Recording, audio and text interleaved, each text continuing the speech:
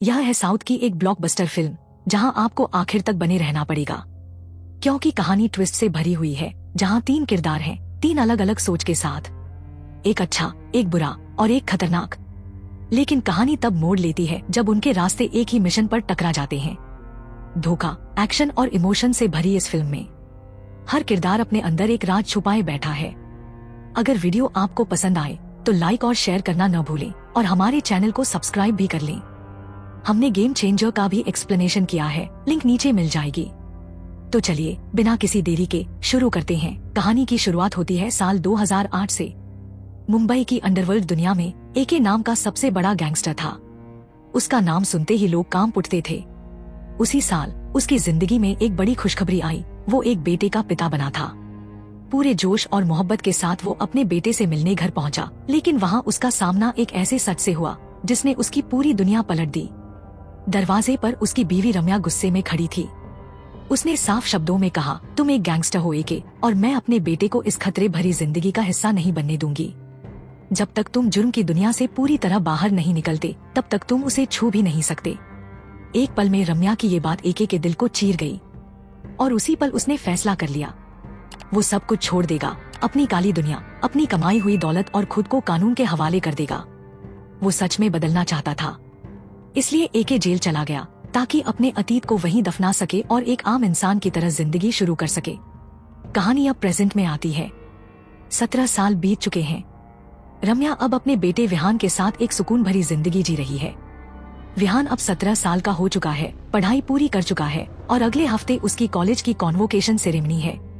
एक शाम वो अपनी माँ से पूछता है, मम्मा, पापा आएंगे ना मेरे कॉन्वोकेशन में? अगर वो इस बार भी नहीं आए तो मैं मान लूंगा कि मेरा कोई बाप है ही नहीं। रम्या कुछ पल के लिए चुप हो जाती है। उसके चेहरे पर चिंता की लकीरें साफ दिखने लगती हैं। मगर फिर खुद को संभालते हुए वो कहती है, बेटा, तुम्हारे पापा बिजनेस में बहुत बिजी हैं, लेकिन पक्का 3 महीने में वापस आ जाएंगे। विहान, जो अब तक यही मानता आया है कि उसके पापा एक बड़े बिजनेसमैन हैं, गुस्से में वहाँ से चला जाता है। और यही एक अहम बात पता चलती है। रम्या ने विहान से अब तक ये बात छुपा रखी है कि उसके पापा असल में एक गैंगस्टर थे। अब सीन कटता है एक जेल के भीतर। एक कैदी जेल से भागने की प्लानिंग कर रहा होता है। तभी दूसरा कैदी उसे रोकते हुए कहता है, दिन में तो जेल पुलिस वालों के कंट्रोल में रहती है, लेकिन रात में यहाँ एके का राज चलता है। उसकी नजरों से कुछ छुपा पाना मुमकिन नहीं। पहला कैदी हंसते हुए कहता है, इस बार एके क्या उसका बाप भी नहीं रोक पाएगा। जैसे ही रात होती है, वो अपने कुछ साथियों के साथ जेल तोड़ने की कोशिश करता है, लेकिन तभी अचानक एक साए की तरह एके वहाँ आ जाता है। उसके तेवर अब भी सख्त हैं, लेकिन अब वो किसी गुस्से या घमंड में नहीं, जिम्मेदारी में जी रहा है। वो उन कैदियों की जमकर धुनाई करता है और उन्हें दोबारा सेल में बंद कर देता है। अब एके पहले जैसा नहीं रहा, वो सचमुच बदल चुका है। पिछले 17 सालों से वो अपने किए की सजा भुगत रहा है, जेल में अनुशासन बनाए रखता है और अब बस 3 महीने बाद उसकी सजा खत्म होने वाली है। उस दिन का इंतजार करते हुए पहली बार उसके चेहरे पर सुकून नजर आता है। शायद अपने बेटे से मिलने की उम्मीद उसे जिंदा रखे हुए है। उधर दूसरी ओर विहान अपनी गर्लफ्रेंड नित्या के साथ बैठा होता है। नित्या प्यार से पूछती है, इस बार तो तुम्हारे पापा आएंगे ना कॉन्वोकेशन में? विहान बिना एक पल रुके पूरे आत्मविश्वास से जवाब देता है, इस बार पापा जरूर आएंगे। उधर रम्या के पापा एक दिन एके को कॉल करते हैं। वो सीधे और शांत लहजे में कहते हैं, तुम्हारा बेटा विहान, वो तुम्हें बहुत याद करता है। उसने दिल से उम्मीद लगा रखी है कि तुम उसके कॉन्वोकेशन में आओगे। क्या तुम आ सकोगे? कुछ पल की चुप्पी के बाद एके जवाब देता है, मैं आना चाहता हूँ, लेकिन अभी नहीं आ सकता। मेरी सजा पूरी होने में अभी 3 महीने बाकी हैं। उससे पहले मैं कुछ नहीं कर सकता। 2 दिन बाद कॉलेज का कॉन्वोकेशन शुरू हो चुका है। छात्र एक एक करके स्टेज पर जा रहे हैं। तालियों की गूंज है, लेकिन विहान की आंखें दरवाजे की तरफ बार बार जाती हैं, लेकिन एके वहाँ नहीं आता। सेरेमनी खत्म होती है। विहान का चेहरा निराशा से भर जाता है। वो अपने नाना से कहता है, क्या मेरे पापा के लिए सिर्फ पैसा ही सब कुछ है? क्या फैमिली उनके लिए कोई मायने नहीं रखती? मुझे अभी के अभी पापा से बात करनी है। प्रभु उसे शांत करने की कोशिश करते हैं, लेकिन फिर एके को वीडियो कॉल कर देते हैं। एके उस वक्त जेल में ही होता है, लेकिन बिजनेसमैन का हुलिया पहनकर एक मुस्कुराहट के साथ कॉल उठाता है। विहान कहता है, पापा, अगले हफ्ते मेरा 18वां जन्मदिन है। अगर इस बार भी आप नहीं आए तो मेरे लिए आप पापा नहीं रहेंगे। ये सुनते ही एके का चेहरा उतर जाता है। वो चुप हो जाता है, लेकिन उसकी आंखों में वो बात साफ झलकती है। कॉल कट होते ही एके तुरंत जेलर के ऑफिस पहुंचता है। वो विनम्रता से कहता है, मुझे अपने बेटे से मिलना है, अगर आप चाहें तो मेरी मदद कर सकते हैं। जेलर पिछले कई सालों से एके का व्यवहार देख रहा था। उसकी ईमानदारी और सुधरने की कोशिश को देखते हुए जेलर उसे वक्त से पहले रिहा कर देता है। एके अब आजाद है। जैसे ही खबर बाहर निकलती है, मुंबई के अंडरवर्ल्ड में खलबली मच जाती है। लोग कहने लगते हैं, रेड ड्रैगन वापस आ गया। उधर एके सबसे पहले जिस जगह जाता है वो है रम्या का घर। 17 साल बाद वो अपनी बीवी से आंख मिलाता है। कोई शब्द नहीं, सिर्फ एक लंबी चुप्पी। और फिर रम्या की आंखों में आंसू आते हैं। उसने सोचा नहीं कि एके सच में अपने वादे पर खरा उतरेगा। रम्या उसे देखकर मुस्कुराती है और कुछ पल बाद दोनों एयरपोर्ट की ओर निकलते हैं, जहां से वो विहान के बर्थडे के लिए रवाना होने वाले हैं। लेकिन रास्ते में एक पुराना गैंगस्टर, जिसे एके ने कभी धूल चटाई थी, अब उसके सामने आ खड़ा होता है। वो अपनी गाड़ियों के साथ एके की कार को चारों तरफ से घेर लेता है और कहता है, अब जब तू बाहर आ ही गया है तो पुराने हिसाब किताब चुकाने का वक्त भी आ गया है। एके बिना बहस किए अपनी कार तेजी से भगा लेता है। गैंगस्टर सिर्फ देखता रह जाता है, कुछ कर नहीं पाता। एयरपोर्ट पर रम्या की नाराजी फूट पड़ती है। वो कार से उतरती है और कहती है, 17 साल की सजा के बाद भी अगर तुम्हारी जिंदगी में गैंगस्टर लोग घुस रहे हैं तो इसका मतलब है तुमने उस दुनिया को छोड़ा नहीं। इसलिए एक बात सुन लो, जब तक तुम ये गैंगस्टर वाली जिंदगी पूरी तरह से नहीं छोड़ देते तब तक हमारे बेटे से मिलने मत आना। ये कहकर वो एयरपोर्ट के अंदर चली जाती है। एके वहीं चुप खड़ा रह जाता है। कुछ समय बाद एके अपनी कार एक पुराने गोदाम में ले जाता है। वहाँ उसके पुराने आदमी टाइसन उसे देखकर कहता है, रेड ड्रैगन फिर से जाग रहा है। गोदाम में चारों ओर हथियार और गैंग के सामान पड़े हैं। एके बिना कुछ बोले बस वहाँ खड़ा सोच रहा होता है। अब एके के मन में एक ही बात चल रही थी। वो टाइसन से कहता है, मुंबई के सारे गैंगस्टर्स को एक जगह बुलाओ, आज बात खत्म होनी चाहिए। अगले ही सीन में मुंबई के नामी गिरामी गैंगस्टर्स एक खाली गोदाम में इकट्ठा हो जाते हैं। चारों तरफ सन्नाटा रहता है। तभी दरवाजा खुलता है और एके अंदर आता है। उसका चेहरा शांत है, लेकिन आवाज में वही पुराना दम। मैं तुम सबके सामने ये साफ करना चाहता हूँ, अब मैं कोई गैंगस्टर नहीं हूँ। मैंने ये सब छोड़ दिया है। मैं किसी से भिड़ना नहीं चाहता और ना ही अब इस दुनिया का हिस्सा हूँ, इसलिए मुझसे कोई पंगा न ले। मैं शांति से रहना चाहता हूँ। अभी वो अपनी बात पूरी भी नहीं कर पाता कि उसे रम्या का कॉल आता है। वो घबराई हुई आवाज में कहती है, हमारे बेटे को किसी ने किडनैप कर लिया है। ये तुम्हारे ही किसी दुश्मन का काम हो सकता है।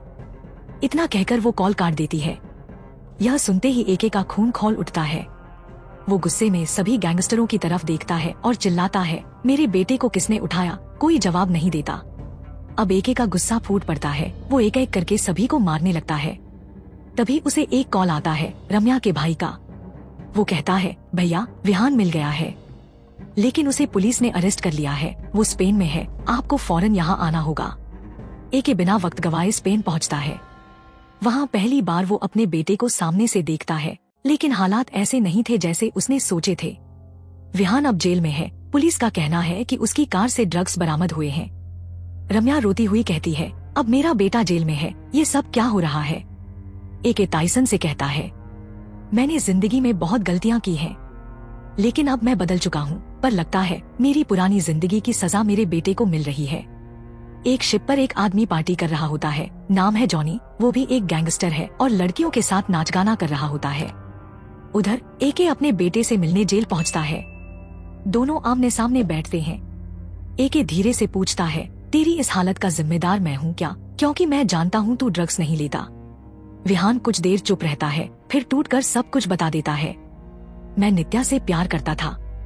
माँ मुंबई गई थी बर्थडे की प्लानिंग करने के लिए और हम दोनों लॉन्ग ड्राइव पर निकले थे, लेकिन रास्ते में कुछ गैंगस्टर्स मिल गए। उन्होंने मेरे सामने नित्या को मार दिया और मुझे जबरदस्ती ड्रग्स दिए। उसके बाद मुझे कुछ याद नहीं है। इतना कहकर वो नीचे देखता है, फिर कहता है, लेकिन पापा मुझे पता है आप मुझे कुछ होने नहीं देंगे। आप भले ही बदल गए हो, लेकिन आप अभी भी मेरे लिए वो ताकत हो जिस पर मैं भरोसा करता हूँ। एके भावुक हो जाता है, फिर धीरे से कहता है, मैं गैंगस्टर था, लेकिन अब नहीं हूँ और अब मैं वो करूँगा जो एक पिता को करना चाहिए। एके वहाँ से निकलता है और टाइसन के साथ मिलकर हर इलाके के सीसीटीवी फुटेज देखता है। काफी जांच पड़ताल के बाद वो उन गैंगस्टरों तक पहुँचता है जिन्होंने विहान को फंसाया था। अब एके का गुस्सा फूट पड़ता है। वो उन गैंगस्टर्स को पकड़ता है और जमकर पीटता है। तभी उनमें से एक गैंगस्टर डरते हुए कहता है, हमने ये सब डार्क वुल्व्स गैंग के कहने पर किया था। टाइसन चौंक जाता है और कहता है, मुझे डार्क्स गैंग के बारे में पता है। ये स्पेन की एक खतरनाक गैंग है। ये लोग मनी लॉन्ड्रिंग करते हैं और इंटरनेशनल लेवल पर एक्टिव हैं। स्पेन की सरकार काफी समय से इनके पीछे पड़ी है। अब एके के सामने एक ही रास्ता है, या तो वो फिर से अपने पुराने अंदाज में लौटे या कानून की मदद लेकर अपने बेटे को सही तरीके से इंसाफ दिलाए। इस पूरे गैंग का लीडर था बैबल, एक ऐसा नाम जिसका यूरोप के अंडरवर्ल्ड में खौफ था। बैबल की गैंग पूरे यूरोप के गैंगस्टर्स का काला पैसा एक सीक्रेट क्लब में जमा रखती थी, जो किसी हाई सिक्योरिटी बैंक से कम नहीं। इस गैंग में उसका सबसे भरोसेमंद आदमी था जॉनी, वही जिसने विहान को फंसाया था। एके उसी क्लब में पहुंच चुका है जो असल में बैबल की इल्लीगल मनी बैंक थी। क्लब के अंदर जॉनी मौजूद नहीं होता, पर उसका असिस्टेंट वहाँ होता है। एके उसके पास जाता है और सीधे कहता है, मेरे बेटे को क्यों फंसाया? तुझे कितने पैसे चाहिए? बता, मैं तुझे पैसे दे दूंगा, बस मेरे बेटे को जेल से बाहर निकलवा दो। असिस्टेंट थोड़ा हैरान होता है। वो हंसते हुए कहता है, जब तू यहाँ आया था लगा तू मुझे मारने आया है, लेकिन तू तो गिड़गिड़ा रहा है। चल ठीक है, जॉनी से बात करता हूँ। वो जॉनी को कॉल लगाता है और सारी बात बताता है। जॉनी थोड़ा शक करता है और कहता है, उस आदमी की फोटो भेज। जैसे ही असिस्टेंट एके की फोटो भेजता है, जॉनी वो फोटो स्पेन के गैंगस्टर ग्रुप में भेज देता है। एक एक करके कई गैंगस्टर उस ग्रुप को छोड़ना शुरू कर देते हैं। जॉनी हैरान रह जाता है। वो सोचने लगता है, ये आदमी कोई मामूली इंसान नहीं है। फिर जॉनी असिस्टेंट को कॉल करता है और कहता है, इसकी अच्छे से तहकीकात करो। असिस्टेंट कहता है, ये तो एक नॉर्मल बिजनेसमैन है जो अपने बेटे को बचाने आया है, लेकिन जॉनी उसे सख्त लहजे में मना करता है, उससे ज्यादा बात मत कर और जितना जल्दी हो सके उसे वहाँ से निकाल दो। लेकिन अब लालच असिस्टेंट के सिर चढ़ चुका था। वो सोचता है कि पैसे तो इससे ऐंठ ही लूं। वो एके से कहता है, जॉनी ने कहा है कि तुम उसके बैंक में पैसे जमा करा दो, फिर वो तुम्हारे बेटे को छुड़ा देगा। एके हामी भरता है और उससे अकाउंट नंबर लेता है, लेकिन कुछ ही मिनटों में एके उस अकाउंट का पूरा बैलेंस जीरो कर देता है। यह देखकर असिस्टेंट की हालत बिगड़ जाती है। उधर जॉनी असिस्टेंट को फोन कर चिल्लाता है, उसे वहीं खत्म कर दो। अब क्लब में फाइट शुरू होती है। एके सब पर भारी पड़ता है, एक एक करके सबको गिरा देता है और फिर एके क्लब में लगाए बम से उस जगह को उड़ा देता है। लेकिन क्लब के सीक्रेट लॉकर्स अभी भी बचे हुए थे, वो जगह जहाँ करोड़ों का काला पैसा छुपा था। एके पहले ही उन सभी लॉकर्स में बम सेट कर चुका था। अब जॉनी के पसीने छूटने लगते हैं। वो वीडियो कॉल पर एके से कहता है, रुक जा, अगर तूने उन लॉकर्स को उड़ा दिया तो बैबल मुझे जिंदा नहीं छोड़ेगा। तुझे तेरा बेटा चाहिए ना, मैं अपनी जान पर खेलकर तुझे विहान वापस ला दूंगा। यह पहली बार था जब जॉनी को समझ आया कि एके कोई आम आदमी नहीं है। एके फिर शांत लहजे में पूछता है, बस एक बात बता, मेरे बेटे से तेरी दुश्मनी क्या थी? क्यों उसे फंसाया? फिर वो धीरे से बोलता है, और हाँ, मैं ये भी जानता हूँ, तू अकेला नहीं है, तू दो है। अब यहाँ होता है एक बड़ा ट्विस्ट। दरअसल जॉनी का एक जुड़वा भाई भी था, जैमी। बाहर से भले ही सीधा सादा दिखता था, लेकिन दिमाग से पूरी तरह क्रूर और चालाक था। वो वही इंसान था जिसने विहान को फंसाने की असली साजिश रची थी। एके पहले ऐसा इंसान था जो किसी को मारने से पहले कभी नहीं सोचता था, लेकिन जैमी, वो तो कभी किसी के सामने आया ही नहीं था। जब एके ने जॉनी से जैमी को सामने लाने को कहा, तो जॉनी उसे वीडियो कॉल पर जोड़ता है। वीडियो पर आते ही जैमी कहता है, मैं जानता हूँ तू बड़ा गैंगस्टर है, लेकिन मेरी तेरे से कोई दुश्मनी नहीं। मेरी दुश्मनी तो तेरी बीवी से है। इसके साथ ही हमें एक फ्लैशबैक दिखाया जाता है। जैमी ड्रग्स का आदी था। नशे की हालत में उसने एक मासूम लड़की की जान ले ली थी, लेकिन तब रम्या जैमी की मां बनकर उसके पास पहुंची और उसकी सारी करतूतों की रिकॉर्डिंग कर ली। उस रिकॉर्डिंग के दम पर रम्या ने जैमी को कोर्ट में घसीटा और उसे जेल भिजवा दिया। जैमी ने जेल की सजा तो पूरी कर ली, लेकिन बदला लेने की आग बुझी नहीं थी, और सालों बाद उसने वही आग बुझाने के लिए रम्या के बेटे विहान को ड्रग्स केस में फंसा दिया। इधर हमें ये भी समझ आता है कि जॉनी सिर्फ पैसे के लिए काम करता था, लेकिन जैमी का मकसद सिर्फ बदला था। अब एके उन दोनों से कहता है, या तो तुम अपने आदमियों को बचा सकते हो या फिर इस बैंक को, फैसला तुम्हारा है। जॉनी फौरन कहता है, मुझे ये बैंक बचाना है, जबकि जैमी कहता है, मेरे लोग ज्यादा जरूरी हैं। इन दोनों के बीच बहस छिड़ जाती है और एके मुस्कुराते हुए ब्लास्ट करता है और वहाँ से निकल जाता है। अगले दिन स्पेन का सबसे बड़ा गैंगस्टर बैबल आता है और जॉनी को फटकार लगाता है, तुमने मेरा करोड़ों का पैसा बर्बाद कर दिया। अब एक हफ्ते के अंदर मुझे मेरा सारा पैसा और उस एके की लाश चाहिए, वरना अगली लाश तुम्हारी होगी। डरे हुए दोनों भाई अब एके और उसके परिवार को खत्म करने की प्लानिंग करने लगते हैं। उधर रम्या अपने बेटे विहान से जेल में मिलती है और कहती है, मैं तुझे जल्द से जल्द यहाँ से निकाल लूंगी। लेकिन बाहर जाते जाते उसके पिता प्रभु विहान को एक सच्चाई बताते हैं, तेरी माँ तुझे जेल से नहीं निकाल सकती, तुझे सिर्फ तेरे पापा ही यहाँ से निकाल सकते हैं। फिर एक और सीन में जॉनी स्पेन के एक पुराने गैंगस्टर से मिलता है और एके के अतीत के बारे में पूछता है। हमें एक छोटा फ्लैशबैक दिखाया जाता है जहाँ एके ने कई खतरनाक गैंगस्टर्स के साथ काम किया था और फिर अपनी पत्नी रम्या के कहने पर सब कुछ छोड़कर जेल चला गया। 17 साल बाद अब वो दोबारा अपने बेटे से मिलने लौटा था, लेकिन जॉनी और जेमी ने उसके बेटे को फंसा दिया।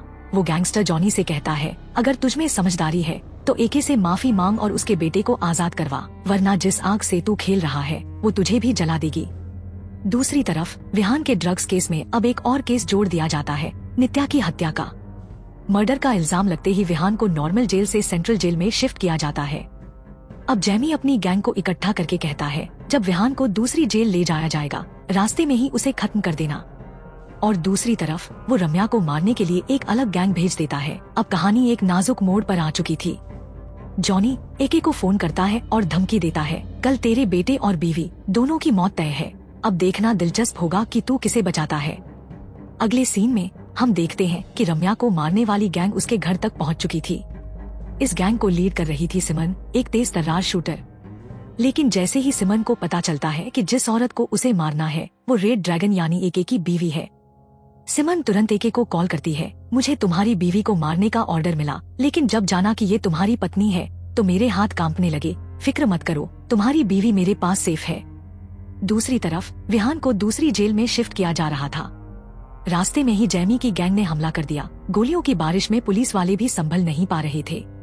विहान सोच चुका था कि उसका अब अंत करीब है, लेकिन तभी एके की एंट्री होती है। गोलियों के बीच अपने पुराने अंदाज में वो जेमी की गैंग को धूल चटा देता है और विहान को सही सलामत जेल तक पहुंचा देता है। अब जॉनी और जेमी समझ गए थे कि एके को हराना नामुमकिन है और अगर वो अब भी स्पेन में रहे तो उनका अंत तय है। इसलिए वो एक शिप से भागने की तैयारी करते हैं, लेकिन सिमन जो अब एके के साथ हो चुकी थी उसे सब कुछ बता देती है। एके उस शिप तक पहुंच जाता है जहां एक चौंकाने वाला सीन उसका इंतजार कर रहा होता है। शिप के डेक पर जेमी और नित्या म्यूजिक में डूबे एक दूसरे के साथ डांस कर रहे होते हैं। यह देखकर एके हैरान भी होता है और समझ भी जाता है सारा खेल। दरअसल नित्या मरी नहीं थी, वो जिंदा थी और जेमी के साथ मिली हुई थी। वो दोनों काफी टाइम से एक दूसरे से प्यार करते थे और ये जेमी की प्लानिंग थी, जिसके तहत नित्या ने विहान को अपने जाल में फंसाया ताकि रम्या से बदला लिया जा सके। एके अब मुस्कुराता है क्योंकि उसे नित्या की गवाही से विहान को जेल से छुड़वाने का रास्ता मिल गया था। वो दोनों को पकड़ता है और एक सीक्रेट जगह पर बंद कर देता है। अब कहानी एक और भावुक मोड़ लेती है। रम्या एके के पास आती है और कहती है, जो कुछ भी हमारे बेटे के साथ हो रहा है उसकी जड़ तुम हो। अब मैं तुम्हारी मदद नहीं चाहती, तुम हमारी जिंदगी से दूर चले जाओ, मैं खुद अपने बेटे को बचा लूंगी। रम्या की ये बातें सुनकर एके अंदर से टूट जाता है, चुपचाप अपना सामान उठाता है और एयरपोर्ट की ओर रवाना हो जाता है। उधर जहाँ एके ने नित्या और जेमी को कैद करके रखा था, वहीं जॉनी पहुँच जाता है और दोनों को आजाद करवा कर वहाँ से भगा लेता है। तभी उसी जगह पर रम्या पहुँचती है। जेमी उसे देखते ही चिढ़ते हुए कहता है, पहचाना, मैं वही हूँ जिसकी आवाज रिकॉर्ड करके तूने कोर्ट में चलाया था, तुझे लगा था मैं भूल जाऊंगा। और जेमी गन निकालकर रम्या पर निशाना साधता है। जेमी जैसे ही ट्रिगर दबाने वाला होता है, रम्या का भाई बीच में आ जाता है। गोली रम्या के कंधे में लगती है और वो जमीन पर गिर पड़ती है। इस हमले के बाद जेमी, नित्या और जॉनी वहाँ से भागते हैं, लेकिन भागते भागते नित्या और जेमी एक ऊंची बिल्डिंग से फिसलकर नीचे गिरने लगते हैं। जॉनी किसी तरह दोनों को पकड़ लेता है, लेकिन दोनों का वजन संभालना उसके बस की बात नहीं थी। आखिरकार जेमी को बचाने के लिए जॉनी नित्या को गोली मार देता है और नित्या नीचे पानी में गिर जाती है। उधर रम्या अस्पताल में भर्ती होती है। वो एके को कॉल करती है और गंभीर लहजे में कहती है, मुझसे बहुत बड़ी भूल हो गई एके, तुमने हमेशा अपने बेटे के लिए एके बनकर लड़ाई लड़ी, लेकिन अब वक्त आ गया है कि तुम फिर से रेड ड्रैगन बनो। दूसरी तरफ जॉनी और जेमी अब कार में बैठकर विहान को जेल में खत्म करने की योजना बना रहे होते हैं, लेकिन तभी उनकी गाड़ी का पीछा करने लगता है एके। कुछ ही पलों में वो उन्हें गाड़ी से खींचकर धुनाई करता है। उसी वक्त बैबल को खबर मिल जाती है और वो एके को मारने के लिए अपनी पूरी गैंग भेज देता है। गैंग एके को चारों ओर से घेर लेती है। एके फौरन अपनी कार में बैठता है और एक सीक्रेट बटन दबाता है। जैसे ही बटन दबता है, कार से हाईटेक वेपन्स बाहर निकलते हैं और एके ताबड़तोड़ फायरिंग करते हुए पूरी गैंग को ढेर कर देता है। इसके बाद वो जेमी और जॉनी को कार में डालकर वहाँ से निकल जाता है। उधर जेल के अंदर विहान पर जानलेवा हमला करने एक गैंग पहुँचती है। उनके हाथों में चाकू और हथियार होते हैं, लेकिन उन्हें नहीं पता था कि वहाँ एके का वफादार टाइसन पहले से मौजूद है। टाइसन अकेले ही पूरी गैंग को धूल चटा देता है और विहान की जान बचा लेता है। इसके बाद एके दोनों गुनहगारों जैमी और जॉनी को कोर्ट ले जाता है। वहाँ वो जज के सामने कहता है, इन दोनों ने मिलकर मेरे बेटे को झूठे केस में फंसाया है। जैसे ही एके दोनों को डराकर हकीकत उगलवाता है, कोर्ट विहान की पूरी हिस्ट्री की जांच करती है और जब कोई सबूत नहीं मिलता, विहान को बेगुनाह मानते हुए बाइज्जत रिहा कर देती है। अब आता है कहानी का आखिरी मोड़। 6 महीने बाद जैमी और जॉनी को एक दूसरी जेल में शिफ्ट किया जा रहा होता है। तभी अचानक जैमी के लोग वैन पर रॉकेट लॉन्चर से हमला कर देते हैं। वैन पलट जाती है और दोनों भाई किसी तरह भागने की कोशिश करते हैं, लेकिन तभी एके सामने आ जाता है। उसकी आंखों में अब कोई दया नहीं बची होती। वो कहता है, मैंने तुम्हें सुधरने का एक मौका दिया था, पर तुम अपनी हरकतों से बाज नहीं आए। इतना कहकर एके दोनों को वहीं खत्म कर देता है और यहीं ये कहानी खत्म होती है। यह थी गुड बैड अगली फिल्म की पूरी कहानी। आशा है कि आपको यह फिल्म और इसकी कहानी पसंद आई होगी। अगर आपको हमारी वीडियो अच्छी लगी हो तो कृपया लाइक और चैनल को सब्सक्राइब करना न भूलें। साथ ही कमेंट बॉक्स में हमें बताएं कि आपको यह कहानी कैसी लगी और कौन सा सीन आपके लिए चौंकाने वाला था। अगर आपको और ऐसी ही कहानियाँ सुननी है तो कमेंट बॉक्स में एक दिल वाला इमोजी भेजें। इससे हमें थोड़ा मोटिवेशन मिलेगा और अगला एक्सप्लेनेशन किस फिल्म पर करना है यह भी हमें बताएं। इसके अलावा हमने गेम चेंजर का भी एक्सप्लेनेशन किया है, जो बहुत ही बेहतरीन है। उसका लिंक भी नीचे दिया गया है, उसे भी जरूर देखिए। फिल्मों की दुनिया में ऐसे ही साथ जुड़े रहने के लिए हमारे चैनल को सब्सक्राइब करें और बेल आइकन को दबाना न भूलें, ताकि आपको लेटेस्ट अपडेट्स मिलते रहें। धन्यवाद।